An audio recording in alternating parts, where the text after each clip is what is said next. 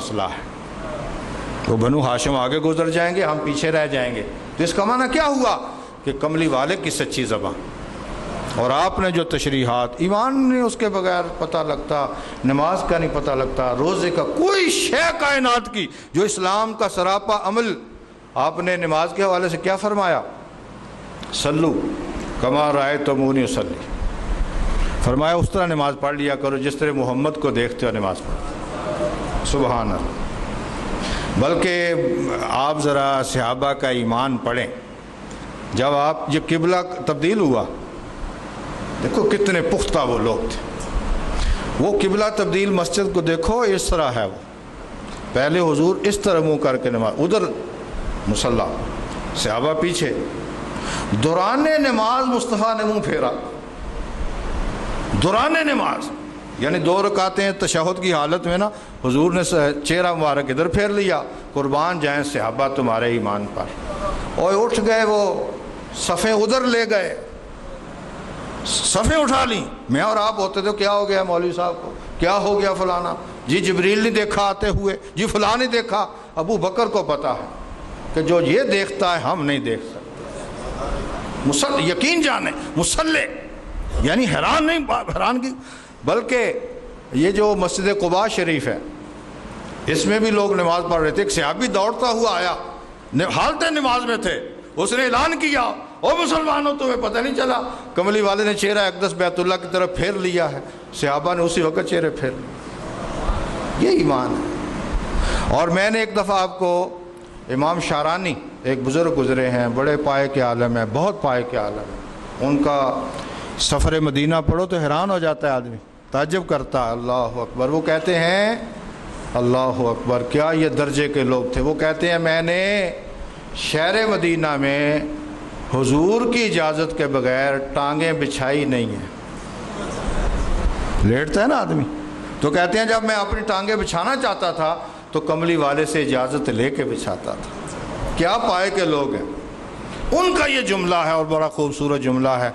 وہ کہتے ہیں اس وقت تک ایمان انسان کا مکمل نہیں ہوتا جب تک مصطفیٰ کی حالت نیند میں جو کروٹ بدلنا ہے، پہلو بدلنا، پاسا بدلنا، وہ کہتے ہیں جو حالت نیند میں ہمارے کریم آقا پہلو بدلتے ہیں، کروٹ لیتے ہیں، یہ مانو وہ بھی اللہ کے حکم کے مطابق، تب جا کے ایمان مکمل ہوتا ہے۔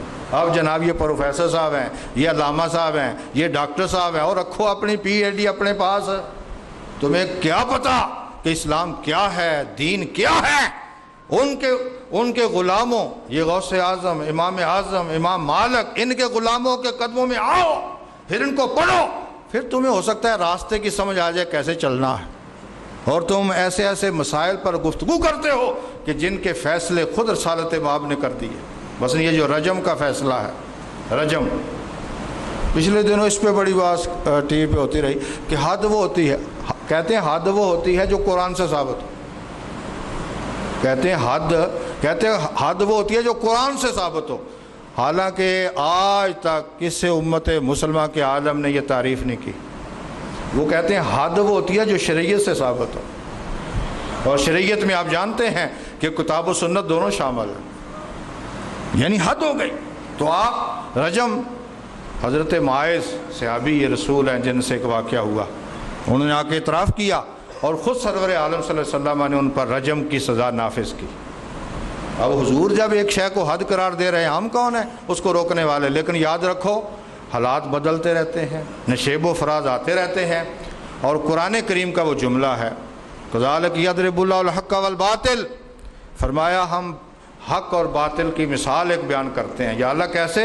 فَأَمَّا الزَّبَدُ فَيَذْهَبُ جُفَاءً وَأَمَّا مَا يَنْفَعُ النَّاسَ فَيَمْكُثُ فِي الْأَرْضِ، فرمایا جو باطل ہے وہ جاگ کی طرح اٹھتا ہے، بیٹھ بھی جلدی جاتا ہے، رہ گیا نفع مند چیز، فرمایا جو حقیقتیں ہوتی ہیں انہی کو ہم اس زمین پر تمکن عطا فرماتے ہیں۔ لہذا استقامت کے ساتھ انسان، یہ اکثر لفظ لوگ بولتے ہیں، ایک خود میرے ساتھ ہوا، ایک بندے نے مجھ سے پوچھا یہ جو آپ نے مسئلہ بتایا ہے یہ قرآن و حدیث سے بتایا ہے یا اماموں کے کہنے پر بتایا ہے؟ یہ مجھ سوال خود مجھ سے پوچھا، ایک مسئلہ پوچھا اس نے، پھر میں نے بتا دیا، پھر آیا، پھر دوبارہ اس نے کہا یہ جو آپ نے مسئلہ بتایا ہے یہ قرآن و سنت کا بتایا ہے یا اماموں کا بتایا ہے؟ میں نے کہا جو اماموں نے کہا میں نے وہ بتایا ہے۔ یہ آپ نے قرآن و سنت، میں نے کہا قرآن و سنت مجھے سمجھ نہیں آتا، مثلا آپ جو بیٹھے ہیں آپ میرے پاس کیوں آئے ہیں؟ اگر آپ کو ساری سمجھ ہوتی کیوں آتے آپ؟ ہو نا، محتاجی ہوتی ہے نا، ضرورت ہی ہوتی ہے۔ یعنی ہر مسجد کے امام کی بات تو ماننے کے لیے تیار ہو، خواہ وہ وہابی ہے، سنی ہے، بریلوی ہے، کوئی ہے، اور نہیں مانتے تو رسول پاک کی بات، امام اعظم کی بات، امام مالک کی بات، کہ جو علم کے اس مقام پر فائز ہیں کہ جن سے ہو سکتا ہے علم کی حدیں آگے نہ بڑھتی، اور ہم لوگ ہیں کہ جناب میں نے یہ کہہ دیا، فلاں نے کہہ دیا۔ تو آج اگر ہم قرآن مجید کو ماننا چاہتے ہیں تو اصول بناؤ، قرآن کو سمجھنا ہے نبی کریم کی سنت کے تحت، طریقے کے تحت، ورنہ بگاڑ پیدا ہو جائے گا۔ یعنی ادھر ایک، اب تو بہت سارا یہ فتنہ ختم ہو گیا، ورنہ وہ چکڑالوی ایک شخص تھا جس نے باقاعدہ صلاۃ پھر قرآن لکھی، نماز قرآن سے۔ تو اس وقت کے علماء نے انہیں لکھا، اس نے کہا یار عجیب بات ہے کہ ہم تیری بتائی ہوئی نماز قرآن سے نکالی ہوئی وہ تو ہم پڑھ لیں، اور جو مصطفیٰ نے بتائی ہے وہ چھوڑ دیں۔ حالانکہ جتنا آپ اتنا تو کم سے کم ہر کوئی مانے گا کہ جتنا قرآن کے معنی کو مصطفیٰ جانتے ہیں ہم نہیں، بلکہ سورۃ القیامہ جو سورۃ ہے القیامہ اس کو پڑھیں، اس میں یہاں تک اللہ پاک نے لکھا ہے، نازل فرمایا ہے، جب آپ جبریل امین وہی لے کر آتے نا تو حضور اس کو یاد کرنے کی کوشش کرتے، مقصد یہ تھا کہ کمی بیشی نہ ہو جائے، لوگوں تک پہنچانی ہے۔ اللہ اکبر، اللہ کریم کو حضور کی وہ تکلیف اور وہ مشقت وہ برداشت نہیں، فرمایا لا تحرک بہ لسانک لتعجل بہ، آئندہ قرآن کو جلدی یاد کرنے کے لیے حبیب اپنی زبان کو حرکت نہیں دینی۔ تو یہ اعلیٰ پھر کیا بنے گا؟ فرمایا جس نے نازل کیا ہے نا تیرے سینے میں جمع بھی اسے وہی کرے گا، تیری زبان سے پڑھائے گا بھی وہ، اور پھر ثم ان علینا بیان، محبوب پریشان کی ضرورت نہیں، اس کے معنی تجھے ہم ہی بیان۔ یہ ہے حضور کا مقام، یہ ہے سرور عالم مقام۔ بلکہ کہ آپ وہی کی صورتیں، ٹائم نہیں میرے پاس، کبھی اس پر پڑھیں جو ہے، جو وہی کی صورتیں متعدد صورت، مثلا میں ایک سال کے ذریعے آپ سمجھاتا ہوں بات، اس پر اہل علم متفق ہیں کہ وہی اس سرزمین حضور کے بعد سب سے اعلیٰ قسم جو وحی کی ہے وہ حضرت موسیٰ علیہ السلام، ان پر جانتے ہیں بلا واسطہ رب کریم نے گفتگو، ان کو کلمہ کہا گیا، براہ راست گفتگو ہوئی، لیکن آپ ان کا بھی پڑھیں کہ وہ وحی لینے گئے، پہلے بھی سارا کچھ وحی لینے گئے، چند گھنٹوں میں اللہ کریم نے ان کو وحی فرق کر دیا، باقاعدہ تختیاں نازل ہوئی، لکھی ہوئی تحریر شکل میں وحی آئی، اور کہا یہ لے جاؤ۔ آپ حضور کا پڑھیں، آپ پر چلو کم سے کم جو ہر علم میں ہے حضور پر 23 سال وحی نازل ہوتی ہے۔ جب بھی کوئی ضرورت پیش آئی تو کہا محبوب کسی مخصوص جگہ پہ آنے کی ضرورت نہیں، اگر تو بدر ہوگا میں وہاں بھیج دوں، اگر تو مدینہ طیبہ ہوگا وہاں بھیج دوں گا۔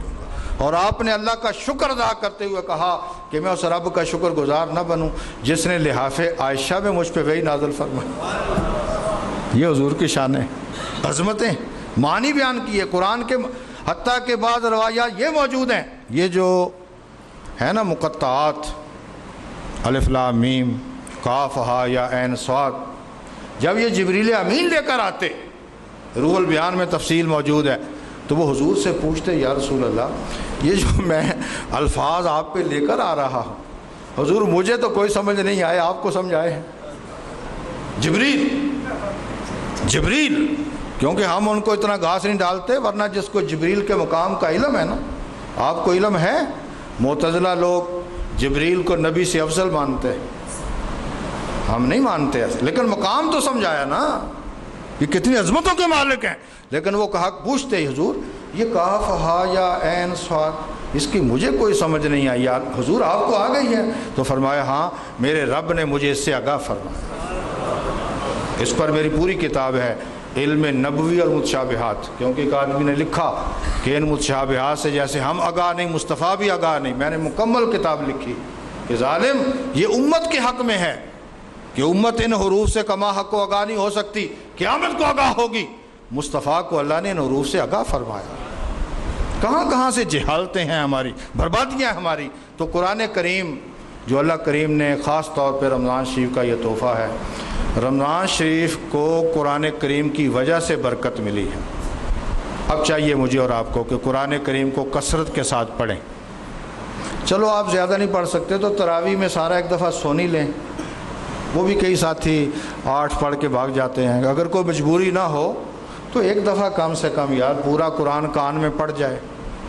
وہ قومیں اصل میں جب تک معنی جانتے تھے وہ فقیدہ پھر قرآن کا نا سمجھو یہ کہ قرآن کا صرف لفظوں کا مسئلہ نہیں تھا، یہ ماشاءاللہ پورا قرآن پڑھا جاتا اور علماء پھر اس سے معنی اخذ کرتے اور آپس میں پھر پورا سال اس سے استفادہ کرتے. تو چلو میں اور آپ زیادہ معنی پر غور نہیں کر، بلکہ جس آدمی کو معنی آتا ہو نا اس کو تراویح میں تھکاوٹ نہیں ہوتی. یعنی جو آدمی جانتا ہو نا معنی تھوڑا بہت، اس کو تراویح میں وہ کہتا ہے حافظ صاحب اور پڑھتے چلے جائیں. اور جیسے کوئی دروازہ نہیں، کوئی باغ کا دروازہ کھل جاتا ہے اور پھول سامنے آتے ہیں، پھر انسان کہتا ہے میں اس کی اور سیر کر لوں اور آگے بڑھتا چلا جاؤں. بعد میں بے شک کوئی جسم پر تھکاوٹ محسوس ہو، لیکن تراویح میں توجہ اس طرف. چلو میں اور آپ نماز کے معنی یاد کرو، جو صورتیں پڑھتے ہو ان کے معنی یاد کرو، جو ہم تسبیحات پڑھتے ہیں دروشی ان کے معنی یاد کر لو کم سے کم، تاکہ انسان کو شعور تو نصیب ہو کہ میں کیا پڑھ رہا ہوں. اور قرآن کریم کے ساتھ اپنا ایک تعلق بناؤ، اس کے ساتھ وابستگی بناؤ، تھوڑی بہت اس کی کوئی تلاوت. اور پھر اس عہد کے ساتھ کہ یا اللہ جو یہ تیرا کلام کہے گا میں اس پہ چلوں گا. یہ نہ ہو کہ پڑھنا یہ ہے اور جناب ماننے کسی اور کی نہ. اپنے ذہن ایک ہے کہ ہماری حکمرانوں کی مجبوریاں، فلاں کی مجبوریاں، ہم یہ دیکھیں قرآن کیا کہ مثلا دیکھیے سود، قرآن نے کہا سود حرام ہے. چلو آپ نظام بینکاری نہ بدلیں یا بدل لیں، جو کرے مرضی، لیکن جب آپ قرض کسی کو دیتے ہیں تو وہ تو سود نہ لینا، آپ کی کوئی مجبوری ہے. اور ہماری نظر 10 کے پیچھے 10، 100 کے پیچھے 10 روپے پر ہے، لیکن ہماری نگاہ وہ آخرت کے ثواب پر نہیں.